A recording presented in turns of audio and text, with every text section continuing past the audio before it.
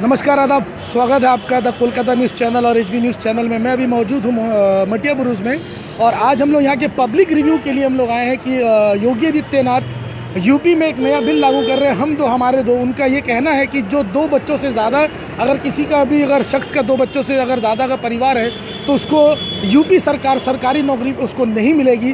Population control करने के लिए योगी आदित्यनाथ जो चीफ मिनिस्टर है जो यूपी के, उनका ये नया बिल लागू होने जा रहा है। तो आइए हम लोग जानने की कोशिश करते हैं पब्लिक रिव्यू में कि ये लोगों का क्या कहना है, उसमें क्या उनका मंशा है। भाई पहले अपना नाम बताएं।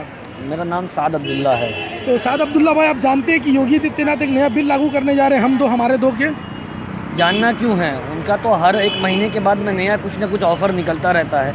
वापस से एक बम्पर ऑफ़र निकाले हैं मार्केट में, हम दो हमारे दो। पर ये समझ में नहीं आ रहा है कि जिस तरह उन्होंने कहा है कि सरकारी नौकरी नहीं देंगे, जैसे भी आपने कहा है ना, तो वैसे भी कितने लोगों को दे रहे थे। आंकड़ा अगर यूपी का देखा जाए तो यूपी के आंकड़े के एतबार से कितने जन को वहाँ पर सरकारी नौकरी दी गई है और कितने लोग प्राइवेट सेक्टर में काम कर रहे हैं और कितने लोग रोज़ाना पल पल बगैर कारोबार का और बगैर पैसे का मर रहे हैं। यहाँ तक कि पैसा दूर की बात है, खाने के बगैर मर रहे हैं। सरकार को इन सारी चीज़ों पे ध्यान नहीं देना है, बल्कि यूपी के जो आवाम है, जो उस स्टेट में रहने वाले जो आवाम है, उसको उस पॉपुलेशन की आवाज़ को नहीं सुनना है, बल्कि ये सारी चीज़ों को ला करके फंसाना है। मगर कहीं ना कहीं मैं आपको साथ भाई मैं आपको बीच में रोक रहा हूँ, मगर कहीं ना कहीं यूपी में जो उत्तर प्रदेश में जो इतनी सारी जो पॉपुलेशन है, योगी आदित्यनाथ इस चीज़ को चिंताजनक लेते हुए, जिस तरीके से कोरोना काल का महामारी अभी चल रहा था, लोग परेशान थे, हताश थे, कहीं ना कहीं ये बिल ला करके जो योगी आदित्यनाथ यूपी में जितने रहने वाले लोग हैं, क्या उनको ये कुछ सरप्राइज़ देना है या कुछ अपना मुद्दा रखना चाह रहे हैं? वो क्या चाह रहे हैं? मैंने कहा ना अभी आपको स्टार्टिंग में, ऑफ़र उनका हमेशा निकलता है। जिस तरह मोबाइल दुकान जब नया खुलता है या फिर कोई नया मॉडल आता है ना, तो उसमें ऑफ़र निकलता है।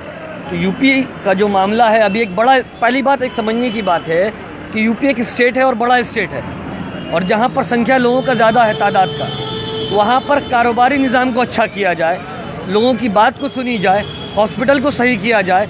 कोविड-19 की लड़ाई में जिस तरह भी वहाँ के जो हॉस्पिटल का हाल था, और हम सब बाकायदा वहाँ का बार का वीडियो देख रहे थे कि आवाम का वहाँ का क्या हाल है और कितना मुश्किल से वहाँ पर बॉडी को आग लगाया जा रहा, कितना मुश्किल से दिया जा रहा। वो सारी चीज़ों से ध्यान को हटा करके आपने नहीं देखा कि आपके न्यूज़ चैनल ने नहीं दिखाया और कई न्यूज़ चैनल ने नहीं दिखाया किस तरह करके ये पाई समुंदर की नदी में, जो गंगा जमुना नदी जो है, उसमें जो है बॉडी लाशें बह रही हैं।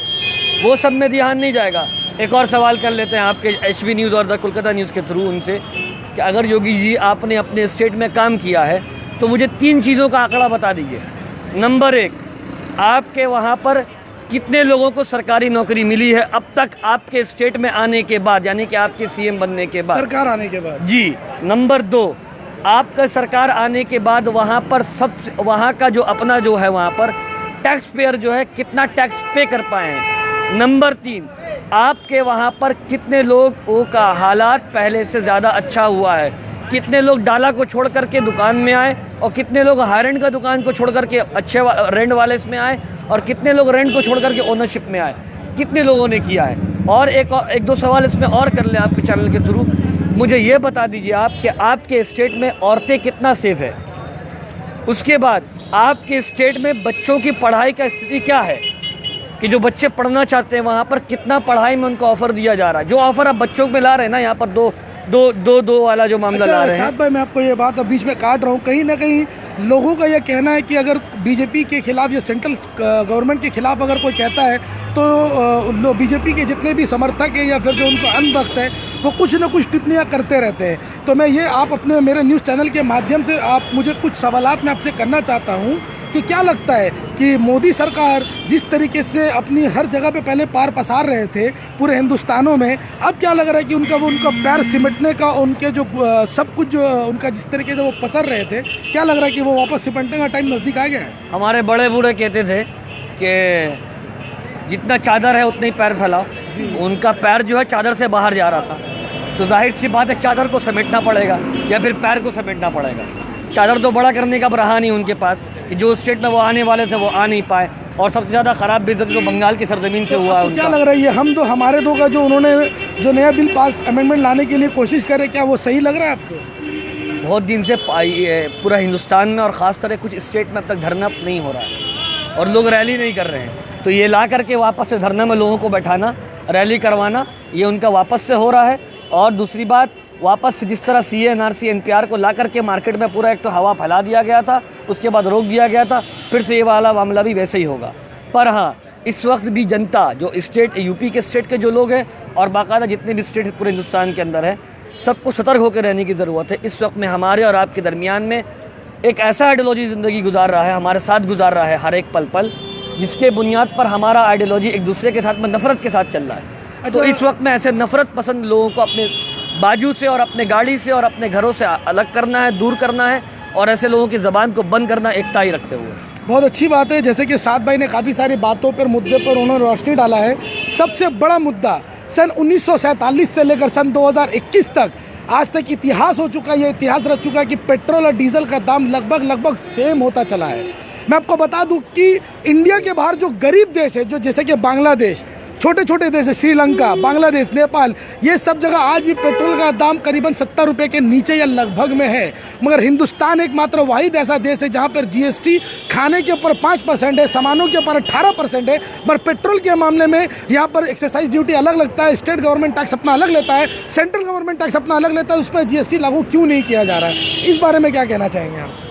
पेट्रोल के बारे में कहें जी, या जो वो पास करते हैं बिल उनके बारे में कहें? नहीं, पेट्रोल और डीजल जो भी सबसे जिससे महंगाई बढ़ रही है उसके बारे में कुछ कह दीजिए। पेट्रोल के बारे में कहें, अभी कुछ देर पहले हमने भरा है, मेरे पास मेरी गाड़ी की डिग्गी में होगा उसका स्लिप, 101 रुपये 35 पैसे थे शायद। जी, तो आवाम से तो बात करना इस वक्त में नहीं चाहेंगे। इस वक्त में सरकार से एक दो सवाल है मेरा, बिल्कुल, जो जवाब में नहीं बल्कि सवाल करें। साद भाई, मेरा चैनल का एक ही मोटिव है, जो सत्ते में है, जो पावर में है, सवाल उसी से होगा।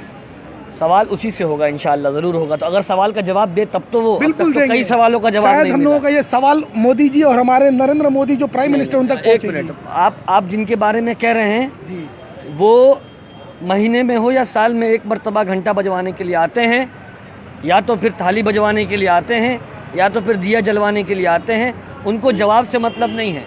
उन्होंने हमें समझ लिया है, वो गली का जो कुछ रहता है ना, वो समझ लिया है कि तुम बोलते रहो, हमें रिप्लाई नहीं करनी। बहरहाल फिर से मैं तुमसे सवाल कर लूँ। पहला सवाल आपसे तो ये है कि 101 रुपये जो पेट्रोल का हो गया है, खुद तो टैक्स के पैसे की गाड़ी में बैठ रहे हो, अपने पॉकेट से तो पैसा जा नहीं रहा है, तो आपको खबर नहीं है। पर यहाँ पर आवाम पल पल मर रहा है कि जिसका अगर रैपिडो कोई कर रहा है, कोई अगर उबेर मोटो कर रहा है, कोई अगर स्विगी कर रहा है, कोई अगर जोमेटो कर रहा है, उसका भी हाल ख़राब। इसके अलावा जो आम इंसान, हम जैसे लोग जो गाड़ी चलाते हैं, अब हमारा जीना मुश्किल हो रहा है पेट्रोल के बुनियाद पर। और मेरा ख्याल से ये पेट्रोल का जो दाम बढ़ा है ना, ये शायद किसी कंपनी से इनका फिर से वापस से कोलैबोरेशन हुआ होगा, जो कोई नई चीज़ ईजाद करने वाली होगी, जिसके बुनियाद पर पेट्रोल का दाम को ज़्यादा करके उस चीज़ को ठंडा किया जाए कि पूरे आवाम तक वो चीज़ पहुँच जाए, जिस तरह जियो के टाइम पे हुआ था। एक चीज़। नंबर 2, मोदी गवर्नमेंट से एक और बात पूछ लें। पेट्रोल तो चलो महंगा कर दिया है आपने, गुजारिश करते हैं और द कोलकाता न्यूज़ और HV न्यूज़ की तरफ से हम आपसे रिक्वेस्ट करते हैं कि इसको वापस से, अब पूरे आवाम से रिक्वेस्ट करते हैं, जहाँ पर भी पेट्रोल का दाम कम करवाने की आवाज़ उठती है, वहाँ पर आप साथ दें और आप वहाँ पर रहें। अब दूसरी बात, नरेंद्र मोदी जी, अमित शाह जी, क्यों हिंदुस्तान को कठपुतली आप समझ करके बैठे हैं? आप कठपुतली ना समझे, हिंदुस्तान की आवाम आपको बैठाना जानती है, उतारना भी जानती है। 2024 तक का वक्त आपके पास है भाई, अच्छे से गुजार लो ना, कि लोग आपको याद करें। जिस तरह हम लोग गांधी जी को याद करते हैं, भगत सिंह को याद करते हैं, उस तरह कुछ अच्छा काम आपने तो उनका तुलना जो है हमारे father of the nation Gandhi ji से और हमें शहीद भगत सिंह से आपने कर दिया। ऐसा तो नहीं कि आप उनको भी चाहते कि लोग उनको इतिहास के तौर पे याद करें? इतिहास में उन्होंने नाम तो लिखवा लिया नेगेटिविटी में। अच्छा, तो अब चाह रहे हैं कि 2024 में तो जाने वाले हैं। अच्छा, तो अच्छा कुछ काम कर दीजिए जिसके बुनियाद पर लोग आपको अच्छा मान ले। अच्छा काम का नाउमीदी कुफ्र है। हम एज अ मुस्लिम, हमारे किताबों में आता है कि नाउमीदी किसी से भी कुफ्र है, अल्लाह से कुफ्र है। तो मुझे उम्मीद है कि इंशाअल्लाह अल्लाह आपको हिदायत दे और वापस से आप अच्छा काम करने वाले बने। अच्छा काम करेंगे भी तो भी आपका वैसे ही नाम होगा जिस तरह अभी गलत काम करने पर नाम हो रहा है। पर फ़र्क ये होगा, गलत काम करने पर माओं की हाय बद्दुआ लग रही है, उस वक्त में वही माओं की दुआएं लगेंगी। चलिए, बहुत बहुत शुक्रिया। अभी मैंने अब्दुल्ला साद भाई से बात की, उन्होंने काफ़ी सारे बातों पे रोशनी डाली है।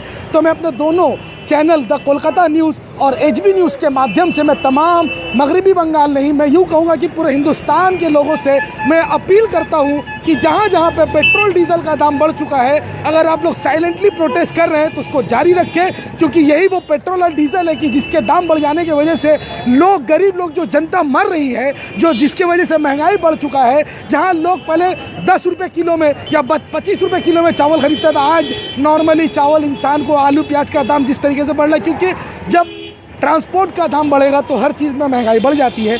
मैं अपने चैनल के माध्यम से, जी आप कुछ कह रहे हैं अब्दुल? एक बात और, आप साइलेंटली प्रोटेस्ट करने के लिए कहें तो आपके चैनल के थ्रू एक अच्छा मैसेज जाए। प्रोटेस्ट जहाँ पर भी हो तो मास्क का एहतमाम करें, सैनिटाइज को यूज़ करें।